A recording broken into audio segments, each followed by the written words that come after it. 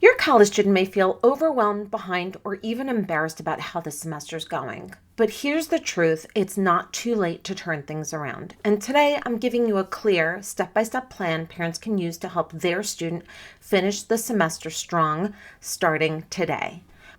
Hi, I'm Dr. T, your professor on your side. As a career educator, literacy director, and college professor, and parent of a college student, I've seen exactly what helps students recover and finish strong. And stay with me until the end because I'm going to give you my 5-step Finish Strong blueprint that I use with my own college students. Why do students struggle during this time of year? You might be wondering, why does this happen? Why do so many students dip around mid-November? Here's what the research tells us. The American College Health Association in 2024 found that over 70% of college students report moderate to high stress by mid-semester. Attendance drops off significantly after midterms, partly due to fatigue, partly due to overwhelm. And something most parents don't know is that cognitive load spikes in the third of the semester. What do I mean? Projects, group assignments, labs, and finals all begin stacking at the same time. Combine that with independence, social pressure, and the adjustment curve, and suddenly even strong students can hit a wall. So in a minute, I'm going to show you how to approach your child without turning this into a deposition. I keep using that word because it's really a great one. We don't want to do that. But first, let's get clear on what parents can actually do to help. Here's the number one mistake parents make. They jump right into grades, missed assignments, or what their student should be doing. But research on motivation, especially self-determination theory, shows that students thrive when they feel supported, not judged. One of my books on this bookshelf, somewhere over here, is a book called 10 to 25. Highly recommend you read it. How are you really feeling? Ask your students, how are you really feeling about your classes right now? Or on a scale of 1 to 10, how manageable does school feel this week? What felt easiest? What felt hardest? So why does this work? It lowers defenses and opens the door to honest reflection. And in the next step, we'll talk about how to figure out what's missing and the question most parents never think to ask. This is where we shift from emotion to strategy. Ask your student, is the issue effort, understanding, time management, or something else? Once they answer, you'll have your leverage point. Then ask that golden question. Can you show me your LMS, whether it's Blackboard, Canvas, Brightspace?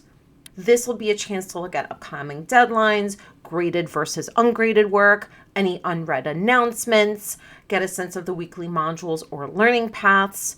And why this matters? A nationwide study by EDUCAUSE found that students who regularly check their LMS are significantly more likely to pass even after controlling for GPA. And once you know what's actually going on, step 3 is where the real turnaround begins. Step 3 is resetting the system. This is the part many families skip. Students don't need a personality change, they need a system change. So here's a simple reset that takes 20 minutes. The 7-day look ahead. Have them map it out. What's due this week? I do this with my own students in my coaching practice. What's due this week? What's due today, tomorrow, the next day, and then what's due between now and finals. Then there's the do now list. Okay, 3 to 5 tasks max. Research from the Journal of Applied Psychology shows that small, defined next steps can increase task initiation dramatically. Email your professor, watch a lecture, finish a specific question on a problem set, submit a late assignment, schedule that tutoring, review your notes for 20 minutes. The 2-day catch-up window is the next step. What are the 2 most impactful tasks you can complete in the next 48 hours? This creates a momentum, especially for students who feel stuck. Now that you've built this momentum, in step 4, I'll show you how to bring campus resources in without making your child feel micromanaged. All campuses, big or small, have help available. The problem is most students don't use it until it's too late. So, share this with your child. Academic advisors, they help calculate the path to passing, drop classes without penalty, develop a recovery plan, so on and so forth. Then there's the learning centers or tutoring labs.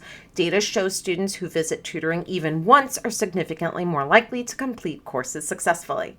And my favorite, professor's office hours. Encourage this exact sentence. Can I show you what I've done so far and ask for guidance on my next steps? And then wellness or counseling centers. This is huge and something I strongly encourage if a student needs it. The ACHA reports that anxiety is the top reported issue among students, and a 20-minute meeting can ease academic paralysis. Writing or math support centers, especially vital during final season. And once support is activated, step 5 is where you help your student end the semester with clarity and confidence. So this is the piece you stayed for. Your student needs a mini roadmap for the next 2 to 3 weeks. Here's the exact structure. Finish strong. You want to have your deadlines, list everything left for the semester. So that's number 1. Then 2, you're going to have a priority level. What is the must pass, high priority, medium, optional, or low impact that you are going to address? Okay, so what is the priority level for each assignment project that you need to do? Then you're going to have your weekly targets. What needs to be done by Friday to keep you on track? And then help your child create daily or micro goals. Those are 15 to 45 minute chunks, not marathon sessions that can really feel overwhelming for students. And then accountability touch points. Not checking grades, just asking, how's your plan going? What's one win from today? Anything feel confusing? This gives structure without controlling your student. And something that I also do and that I encourage you to consider is I call it body doubling. Treat your child like the adult they are, but be their accountability partner. You can work on your own projects independently while on Zoom or in person or FaceTime or however you want to manage it with your child during a regularly scheduled time. Trust me, this can work magic. I've experienced it. I use it a lot. Just having someone with you while you're working on your own project can really make a difference. And then you want to remember this. Struggling in college doesn't mean your child is failing, okay? It means they're learning in real time what millions of students before them also had to learn, and that's how to manage independence, uncertainty, and the demands of real academic life. And it's not about perfection. It's about small, consistent steps. If this was helpful, make sure to subscribe because next week I'm sharing a full walkthrough of how to help your student organize their digital life, from planners to folders to building a weekly reset. I'm Dr. T, your professor on your side, and I'm here to help your family every step of the way.